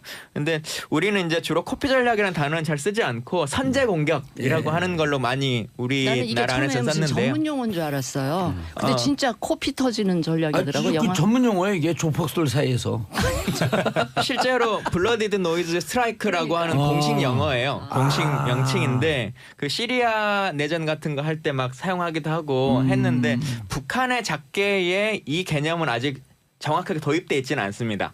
작전 개념에. 그래서 이게 논리적으로 굉장히 논란이 많아요. 이 코피 전략의 핵심은 제한된 타격이거든요. 예. 그래서 상대가 보복하지 못하고 두려움에 떨도록 만들어서 스스로 무장해제하거나 대화의 장에 나오도록 만들겠다. 이게 이제 전략의 요체인데, 근데 이제 북한 사회나 북한의 핵개발 과정의 특수성을 좀 간과한 그런 전략의 측면이 있어요. 이를테면 시리아 같은 경우에 군사시설이 타격받았는데 보복을 못했습니다. 보복할 전략 자산이 없어요. 시리아 같은 나라는. 근데 북한은 은밀하게 재보복을 부르지 않을 수많은 보복 자산을 갖고 있다는 거죠. 예를 들어서 북한 잠수함에서 우리 함정을 공격한다든지. 그러니까 이게 코피 전략을 썼을 때 자칫하면 북한의 보복의 대상이 미국이나 주한미군이 아니라 대한민국과 대한민국 국군이 될 가능성이 굉장히 높다는 거죠. 그런 면에서 가까운 일본도 가능성이 예, 있고. 워싱턴 안보서클에 있는 전문가들 사이에서도 이 전략의 유효성에 대해서 논란이 굉장히 많습니다. 그런데 지금 위험한 거는 이게 이제 빅터차 그 내정자가 약간 어떻습니까? 약간 매파인가요, 비둘기파인가요? 그분도 매파 중에 한 명이에요. 근데 이 매파마저도 이거에 반대한다는 이유로 이게 이제 다운시켰다는 거는 자칫하면 이게 실행될 가능성이 굉장히 확실하진 있다는 않지만 거예요. 그런 지금 보도가 돌고 있는 거죠. 네네. 그런 점에서 굉장히 지금 위험한 상황입니다. 그러니까 이 사건의 핵심은 뭐냐면요. 예. 지금 여태까지 그 미국의 강경파와 그 트럼프 대통령이 계속 군사적 옵션을 쓰겠다. 예. 우리는 군사적 옵션이 있다. 이렇게 얘기를 하고 있는데 이게 그냥 허세라고 생각하는 사람들이 되게 많았던 거예요. 근데 이제 이번에 빅터차 이 낙마 사태를 보고 아 이게 허세가 아닐 수도 있구나라는 이제 생각들을 사람들이 많이 하고 있고요. 예. 그다음에 두 번째 이건 제가 이제 기존에 저는 중국의 움직임을 굉장히 주시하고 있었는데 예. 지금 최근까지도 중국은 뭐냐면 대북 제재, 미국의 대북 제재에 계속 보조를 맞춰가고 있어요. 예. 이 지점을 우리 정부가 잘 봐야 돼요. 왜냐? 그거는 뭐냐면 어떻게 보면은 그 군사적 옵션을 미국이 쓸 거라는 걸 이미 중국은 알고 간파하고. 있다, 간파하고 있다. 그 다음에 둘 사이에 미국과 중국 사이에 뭔가 있지 않는가. 아하. 근데 이런 사이에서 한국이 또 패싱당하고 있는 것은 아니냐.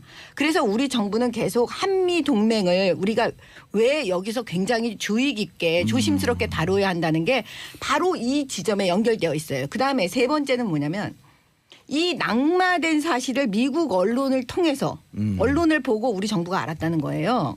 그러니까 통보를 받은 게 아니고. 그렇죠. 그러니까 이 지점에서 그럼 또 우려하는 거죠. 왜 한미동맹을 지금 많이 사람들이 우려하는가 하면 그 지점을 어떻게 우리 정부가 언론을 통해서 알 수가 있냐고요. 그렇잖아요. 그러면 우리 외교부는 도대체 뭐 하는 사람들이냐. 라는 얘기가 또 문제가 제기될 수 있잖아요. 예. 그다음에 네 번째 마지막으로는 뭐냐. 북한은 지금 알고 있는 것 같아요. 지금 미국의 움직임을 우리보다도 북한이 더 많이 알고 있는 것 같아요. 왜냐. 지금 최근 보도에 의하면 북한이 유엔에 편지를 보냈다는 거 아닙니까? 얘기를 했다는 거 아닙니까? 그 우리 전쟁 우리를 치지 말아달라고. 뭐 이런 비슷한 얘기가 지금 나오고 있어요. 예. 그렇기 때문에 제가 볼 때는 북한은 이번에 트럼프의 이런 사인 낙마 이 빅터차 낙마 사태를 보고 조심해야 돼요. 북한 김정은이는 정신을 차려야 된다고 저는 봐요. 근데 저도 비슷한 생각인데 사실은 우리 정부에서 아그레만까지 내준 그 빅터차 아주 이례적인 일이에요. 가 낙마시킬 때는 사전에 최소한 미국 쪽에서 우리 정부에 설명이라든지 양해를 구하는 그러니까요. 이런 과정은 있었을 텐데 그것까지도 안 한 거 보면 철저하게 무시당했다는 생각을 지울 수가 없고 바로 아까 우리 박 의원님이 얘기한 그 선제 공격이 가져올 수 있는 위험성 그것 때문에도 한미 간에 긴밀한 대화나 그 동맹을 강화하는 이게 굉장히 필요하거든요. 그런데 그러니까 우리 국민들이 느끼기에 우리 정부는 이 한미 동맹 강화 이쪽보다는 북한하고 어떻게든 뭔가 해봐야 되겠다는 이 생각에 너무 치우쳐 있는 게 아닌가 싶어서 좀 불안하죠. 예. 아니 근데 계속 뭐 이 문제를 한미동맹의 건으로 가져갈 수 없는 게 예를 들면 우리 정부가 뭐 이 사람을 받아들일 수가 없다거나 아니면 그 양국 간의 조율 관계에서 이 사람의 내정이 철회됐다라고 하면은 두 국가 간의 문제가 있나라고 생각할 수 있는데 지금 명확하게 자기 나라 안에서 발생한 문제이기 때문에 그것을 우리와의 갈등 관계다 이렇게 말할 수는 없을 것 같고 다만 이후에 대한 고민은 좀 있는 것 같아요. 그러니까 이분이 매파다 하셨지만 우리가 보기에는 기본적으로 매파이긴 한데 이 트럼프 행정부 안에서 보면 온건 매파가 돼버린 거예요. 그러면 앞으로 여기에 오려고 하는 다음 내정자는 흔히 말하는 코피 전략에 대해서 강한 입장을 가진 사람을 내정하려고 할 텐데 그 내정이 될 때 우리 정부는 그냥 아그레망을 바로 줄 수 있을 건가? 아니면 그거에 대한 고민을 어떻게 할 것인가라고 하는 것이 추후의 문제로 남는 거여서 사실 그 부분이 훨씬 더 고민스러운 지점인 것 같아요. 근데 그 예를 들어 코피 전략을 반대해서 낙마했다라고 하는 것도 현재로서는 설이란 말이에요. 그렇죠. 예. 정확한 입장은 모르고 미국에서 만약에 그 아그레망까지 받았는데 대사를 바꿀 때는 왜 바꿨다라고 하는 이유를 우리에게 설명하나요? 근데 꼭 그걸 설명을 다 어떻게 공개적으로까지 할지 아니면 내부에만 예를 들면 우리 정부도 이번에 노르웨이 대사로 내정해서 돼 있었는데 그냥 철회하고 취소했지 않습니까? 그래서 그렇게 있을 수 있는 거고 또 미국 정부가 대사를 우리에게만 막 강하게 늦게 하거나 뭐 하는 게 아니라 지금 안 하고 있는 곳들도 많이 있거든요. 뭐 오스트레일리아도 그렇고 사우디아라비아도 그렇고 다. 이게 오늘 언론에 나온 거 보니까요. 미국의 입장을 얘기했어요. 우리는 빅터 차를 내정한 적이 없다고.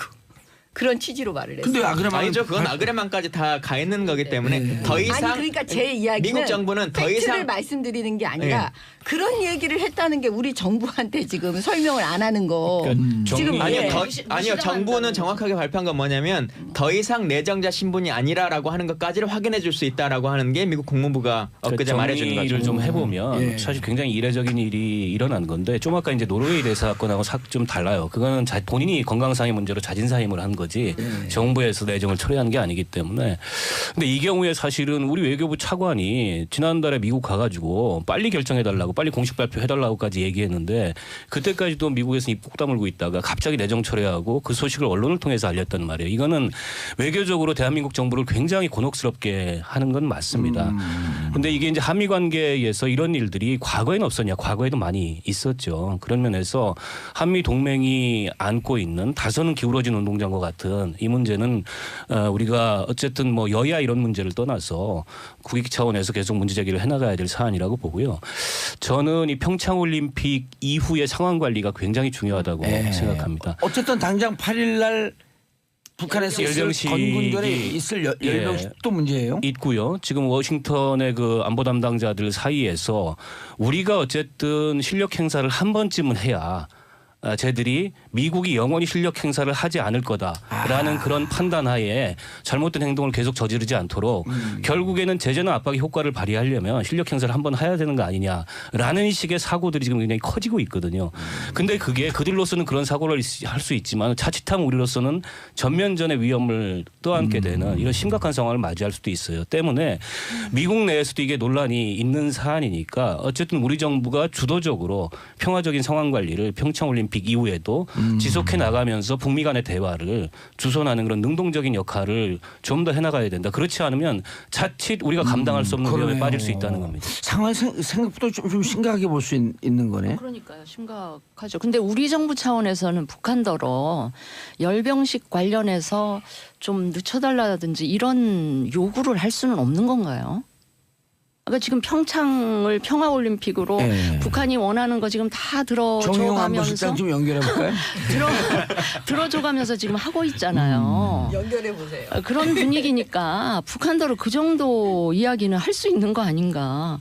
그다음에 그 열병식이라는 게 뭐 우리식으로 따지면 국군의 날 무슨 경축 퍼레이드 하는 거 정도라고 하는데 막 ICBM까지 등장하고. 근데 문제는 딱 무기를 노출한단 말이에요. 지금 김정은 스타일은. ICBM하고 SLBM까지 보여주겠다는 거니까. 화성 15호기를 넘어가는 더 큰 통이 나오게 되면 심각해지는 거예요, 또 상황이. 아니 그러니까 그러면 미국을 자극할 수도 있고 예. 뭐 그런 상황이니까 우리 정부 쪽에서 그런 거 북한에 요구할 수는 없는 건지.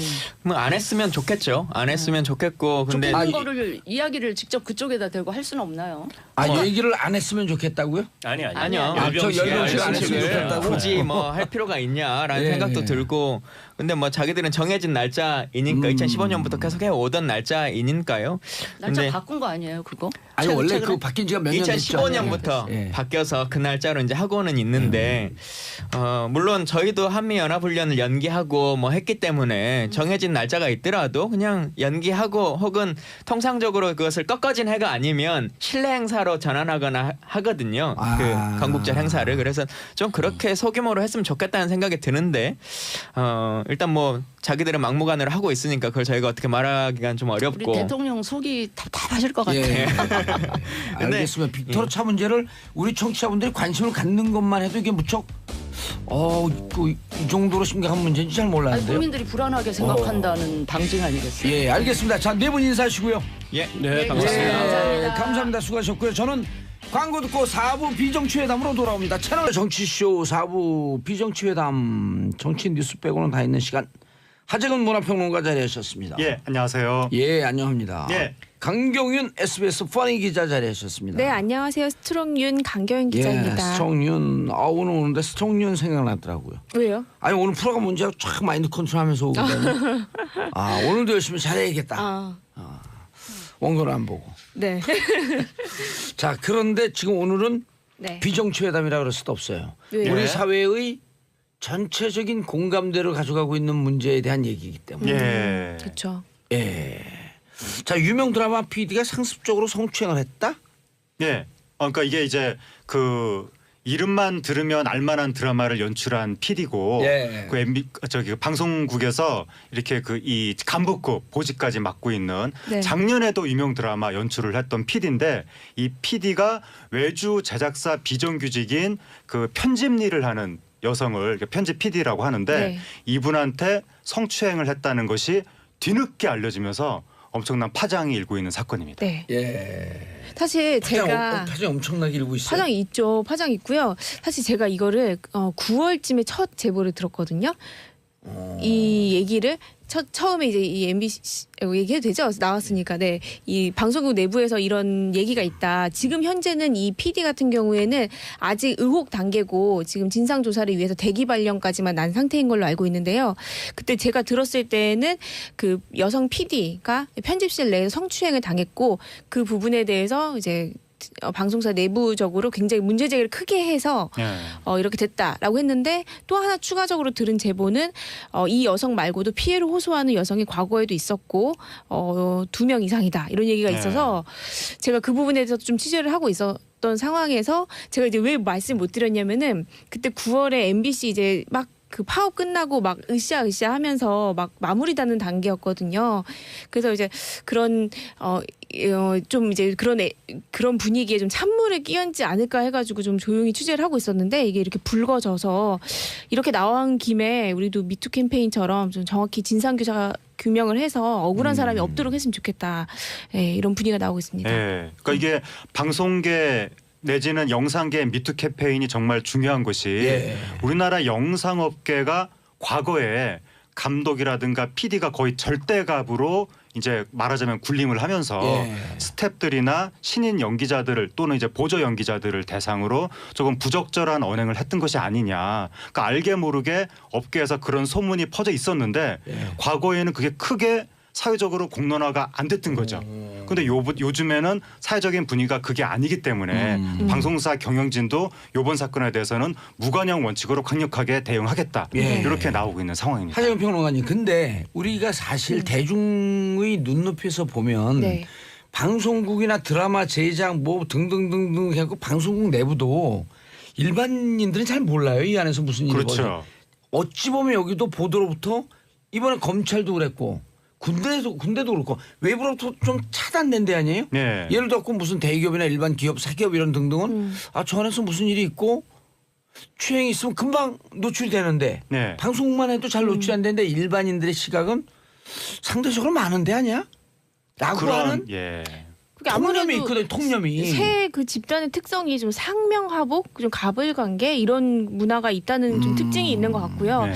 그리고 또 제가 이거 관련해가지고 취재를 하면서 들은 이제 제보 중에 하나는 모 PD가 이제 연기자들은 이제 신인 같은 경우, 그러니까 아주 뭐 탑스타들은 오디션을 안 보지만 신인들 같은 경우에는 오디션을 개최를 하면은 수많은 회사에 소속된 연기자들이 오거든요. 많이들은 수백 대 1인데 그런 연기자들이 이제 오면은 이제 연락처를 전화번호를 딴다고 하죠. 전화번호를 받아서 이제 밤에 오디션 한 번 더 보자 해가지고 그때 오호. 좀 그런 아주 불미스러운 일이 벌어지는 그런 제보를 제가 여러 건을 받은 게 네. 있습니다. 그러니까 네. 이 감독이나 PD가 캐스팅상에 있어서 절대 갑이기도 하고 그리고 방송국 같은 경우에는 외주 직원들, 외주 스태프들 에 대해서 이 본사 PD가 갖고 있는 그 권력이란 게 엄청나기 때문에 이번 사건 같은 경우도 외주 편집 PD하고 이제 편집실에서 밤중에 같이 있게 되는 상황이 되는 거죠. 아하. 근데 감독의 어떤 그 이 행위에 대해서 외주 비정규직 직원이 감히 거기에 대해서 좀 이렇게 저항하기가 어려운 그런 권력 관계이다 보니까 이게 예술계 특유의 일탈 정서 거기에 절대적 권력, 마초 정신 이게 합쳐질 경우에 갑. 그렇죠. 그럼 이제 춤까지 상당히 나오네. 부적절한 일이 발생할 예. 수가 있는데 문제는 과거에 우리 사회가 이런 것에 대해서 경각심이 별로 없었고 특히 예술계는 원래 그 바닥은 조금 그래라고 약간 접어주는 경향이 있어서 그렇게 받아들이면 안 되죠. 그래서 사회적으로 이게. 문제를 덜 삼았던 거죠. 아니 강경영 기자님 네. 솔직히 말해서 솔직히 얘기할게요. 그런 점에 있어서 유명세를 떨치는 PD들이 좀 있었잖아요. 있었죠. 근데 이게 뭐 일반적인 거 아니고 정말 그렇지나 쟤도 많이 나오고. 그렇게 찌라시가 전부 다 사실은 아닌데 극히 일부라고 표현을 해야겠지만 예. 그 일부에서는 그런 일이 사실 불미스러운 일이 좀 있었고요. 문제가 된 적도 있었고 왜 그러면 공론화가 지금 됐냐. 왜냐하면 피해자가 그동안 몇 명 있어서 지금 진상 규명 중이라는데 사실 불거졌으면 그 전에 불거졌어야 되는 게 아니냐 이런 얘기가 좀 있잖아요. 예. 근데 그 전에 지금 그 피해를 주장하는 여성 같은 경우에는 이제 그 프리랜서든 뭐 비정규직이든 그 제작진이잖아요. 근데 그 전에는 제가 알기로는 이제 여배우 쪽으로 알고 있거든요. 피해를 있다고 주장해서 아직 또 다른 규명이 사건. 되지 않은 과거에 네. 우리 청취자분들 답답할 것 같아요. 확 그냥 얘기해버리지. 제가 조금 더 취재해서 예. 확인을 한 다음에 말씀드린 제가 제보 받은 거에서는 누구라고 하는 의혹이 있다라고 해갖고 타이틀을 얘기해주면 안 될까요? 아유 안 되죠. 피해자는 보호를 해줘야죠. 네. 근데 지금 이제 조사 중인 단계라서 가해자, 피해자 그러니까 말고. 가해자에 대해서도 지금 조사 중인 단계라서 지금 이렇게 구체적으로 적시가 되는 순간 예. 사실관계와 상관없이 어느 거의 당이요 사회적으로 뭐 낙인이 문제 되니까. 있었고 지적하게 되면 검찰의 조사가 진행되니까 지켜보시죠.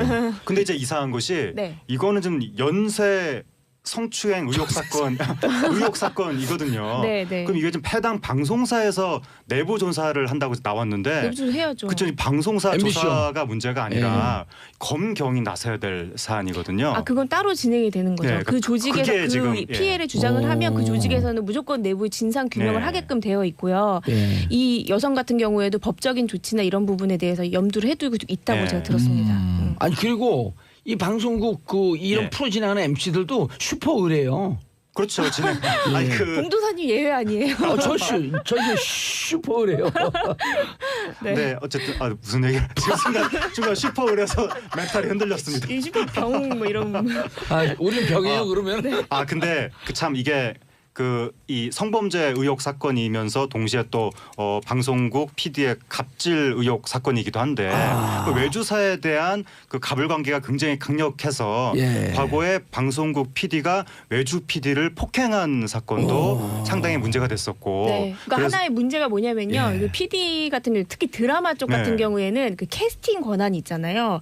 맞아요, 신인한테는 감독이. 거의 뭐 신이에요. 그러니까 그 네. 사람을 그 캐스팅 하냐 안 하냐의 결정 권한이 있다는 거는 신인들은 그것만 보고 네. 그것만 바라는 사람이기 때문에 정말 아까 슈퍼갑을 네. 이런 얘기 네. 하셨는데 그분들은 슈퍼을도 아니고 완전 정말 아니 신으로 그런 모시는 분들은 거죠. 그런 감독의 신인을 캐스팅하는 사람들은 슈퍼 울트라 빅 그랜드 갑이에요.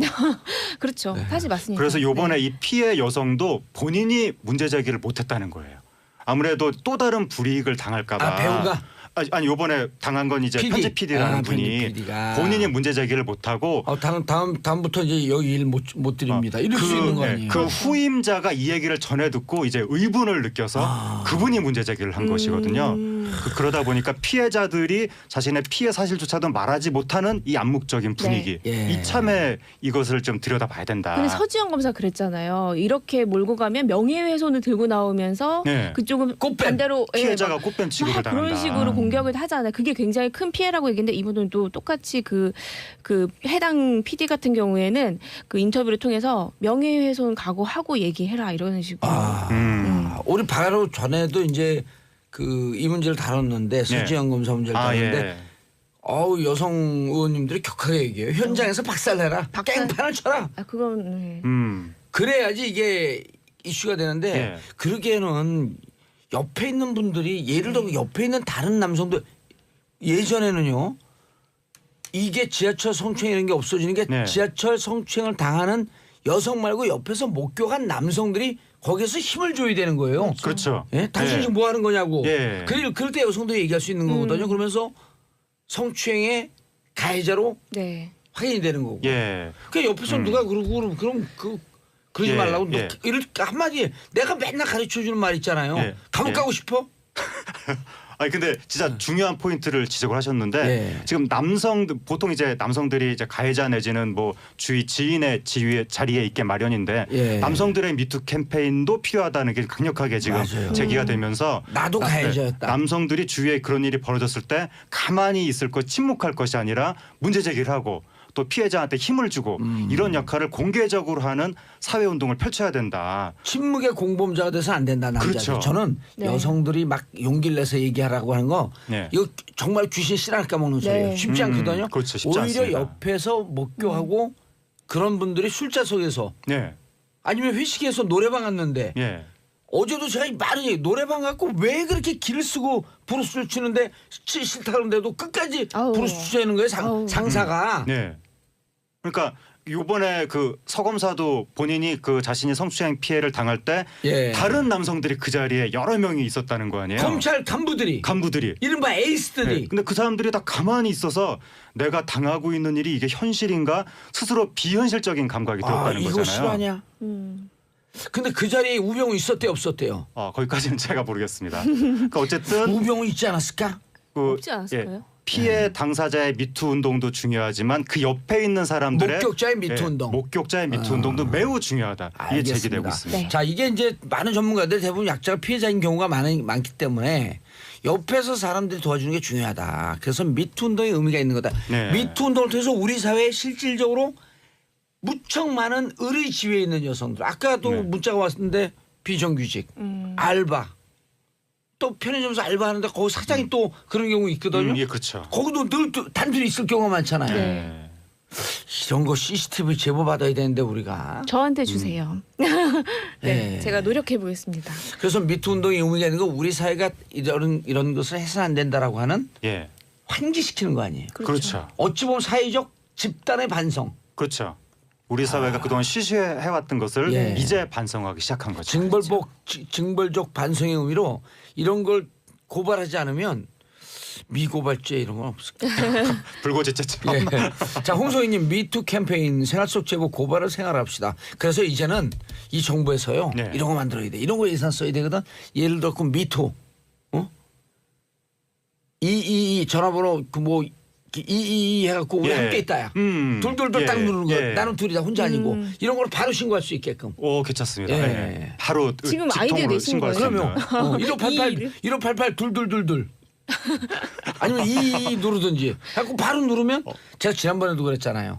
청소년 성 혹은 청소년 왕따 되는 거 어디에다 신고해갖고 전화 한 통화할 때 따뜻하게 받아주는 이런 그러니까요. 콜센터 만들어야 된다. 맞아요. 네. 급한 대로 아직 시스템이 아직 안 그래야지 자살을 됐으니까 막을 수 있거든. 봉도사님 번호 띄우시고 어제도 뛰었어요. 때까지. 어제 뛰면 술 먹고 새벽 2시에 장난 전화 오는 것 때문에 참지를 못하겠어. 네. 그러고요. 전화 갖고 이래요.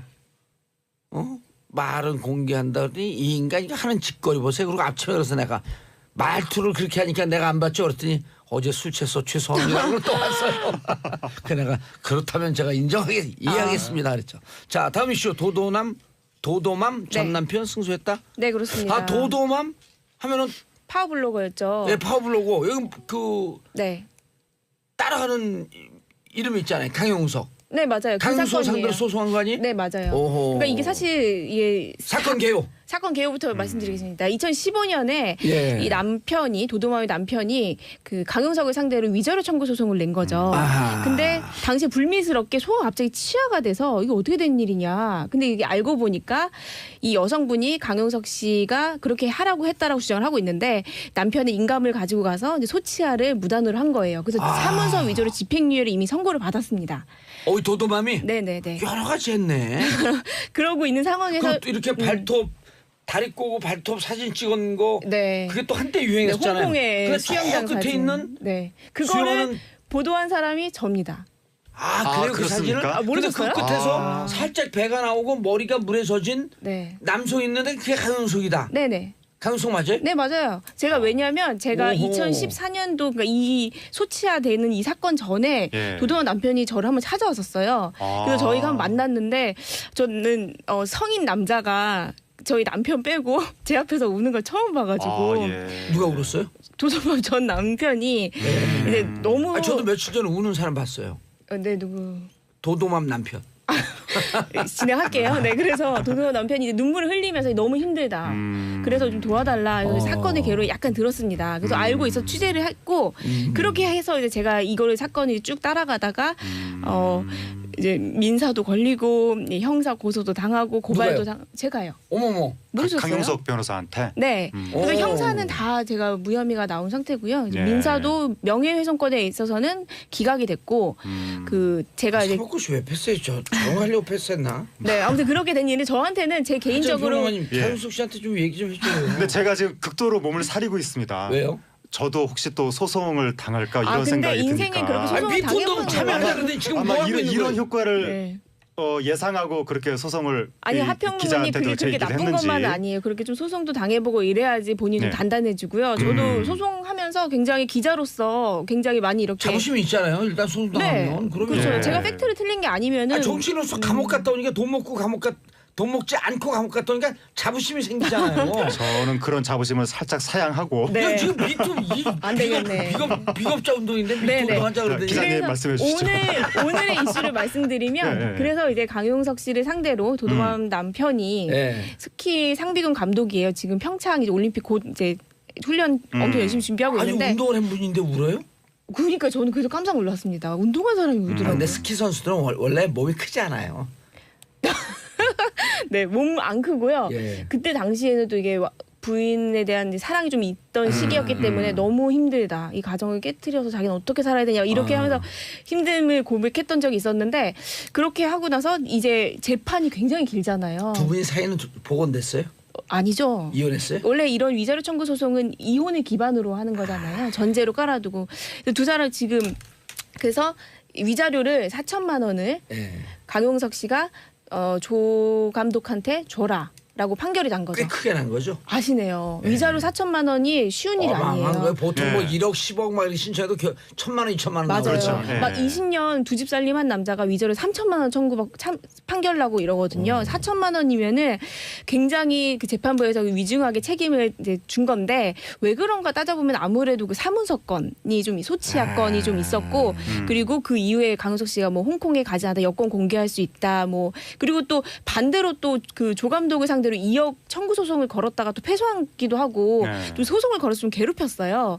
그러니까 그런 부분을 좀 종합적으로 판단을 해서 위자료를 좀 높게 책정한 네. 게 아닌가. 피해자라고 할 수 있는 그 도도맘의 전 남편에게도 강용석 씨가 소송을 걸었었죠. 걸었죠. 2억 그런 원. 것들이 아마 왜냐하면 그때 당시에 JTBC의 썰전이라는 프로그램에서 네. 굉장히 인기가 있었는데 이제 이런 불륜설이 터져 나오면서 이제 그 조 감독 측이 네. 그쪽에다가 이제 방송 금지 가처분 신청을 했고 이제 그거 가지고 업무방해다. 네, 업무방해다. 그러면 내 네. 출연료를 다 합치면 2억 정도는 되는 거 아니냐 해가지고 2억을 산정해서 손해배상 청구 소송했지만 결국에는 전액 패소하고 소송 비용까지도 그 이제 재판부가 아니 재판부가 2억은 그 한 달 출연료예요?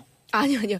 그러니까 만약에 방송을 그만두지 않았더라면 하는 거가 아닐까 싶습니다. 그러니까 그러니까 총 수입. 재판부가 보기에는 가해자가 피해자한테 또 다른 가해를 가한 셈이 되는 것이니까 아무래도 그런 부분을 좀 염두에 둔 게 아니라 사실 4천만 원 굉장히 많은 그러다 거거든요. 보니까 위자료가 많이 나올 수밖에 없고. 근데 이제 또 강용석 씨 입장에서는 네. 또 항소할 거 아니에요. 항소할 한 가능성이 굉장히 높죠. 4천만 그러니까 원이 너무 높죠. 이 도도맘 남편 입장에서 항소하면 또 변호사 사야 되니까 나와봐야 받아봐야 뭐 변호사 비용 되고 뭐 되고 정신적으로 그 조 감독 같은 경우에는요. 돈이 문제가 아니라 이거는 이제 끝까지 간다. 자존심 싸움이다. 왜냐면 운동한 사람들 특유의 그런 거 있잖아요. 몰라. 나는 앞만 봐. 근데 나는 진짜 끝까지 갈 거야. 이런 게 있어서. 운동을 하면 네. 극한 상황을 뚫고 오는 훈련을 그러니까요. 했기 때문에 네. 삶에 대해서 강력한 의지가 있거든요. 맞아요. 예. 맞아요. 요번 판결의 의미가 그동안 강용석 변호사와 도도맘이 좀 부적절한 관계가 아니냐, 가정 파탄을 일으킨 것이 아니냐라고 하는 의혹이 있었는데 여러 가지 언론 보도도 나오고, 근데 그것을 법원이 확인을 해줬다. 확증해줬다. 네, 그래서 강용석 변호사가 가정 파탄을 일으킨 게 맞다라고 예. 이제 이 정도면 거의 의혹이 아니라 사실로 된 것이 아니냐. 근데 하재근 평론가가 얘기는 참 좋은데 아까 예. 미투 운동에서 발 빼는 모습이 나 자꾸 와르르거리는데. 아니 한평은 시원하게 저랑 한번 가시죠. 그럼요. 네. 아니 가기를 어딜 아니 아니, 재판 미투 가시죠. 운동은요. 네. 미투 운동은 진짜 피해볼 각오로 옆에 있는 맞아요. 사람들이 함께 옐링 샤우팅을 아니, 해줘야 이 되는 얘기하고 거예요. 미투 운동이 어떻게 관련이? 하여튼 그건 그런데 네. 또 문제가 예. 강용석 변호사에 대해서 여러 가지 의혹들이 상당히 강도 높게 제기가 됐거든요. 사진도 나오고 뭐 여러 가지 증언도 나오고, 그런 상황에서도 방송국에서는 이 진행자로 계속해서 기용을 했던 거죠. 저는 그 부분에서 되게 문제점을 가지고 있는 게요. 제가 기사를 쓰고 한창 그때 그걸 관심을 기울였기 때문에 아는데, 당시에 너무 케이블에서 잘 나갔기 때문에 네. 방송에서 최대한 끝까지 끌어안고 가려고, 특히 그 제2모 방송사 같은 경우는 네. 불거졌는데도 제작진이 계속 회의를 통해서 끌고 가려고 했었어요. 그게요 도덕 불감증이에요. 난 그런 방송국 PD나 CP 이런 사람들 정말 제일 중요한 게 시청률보다 중요한 게 뭔지 아세요? 뭐죠? 인간의 기본적인 도덕성이에요. 네, 맞아요. 그거 없이 그런 도덕적 감수성 이런 거 없이 네. 정의적 감수성 없이 사법고시 패스하니까 잘 나가던 게 누구냐? 안택은 검찰국장, 서지영 검사 성추행한 그런 작자들 혼내줘야 돼요. 감옥 가고 싶어.